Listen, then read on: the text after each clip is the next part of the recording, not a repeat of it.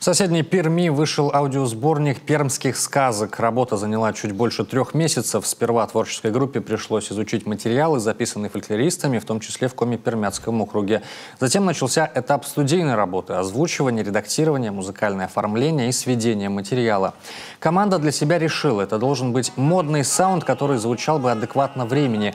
Признается, пришлось долго подыскивать ту самую мелодику и выстраивать звучание так, чтобы оно не перегружало проект, а акцент был на самих текстах.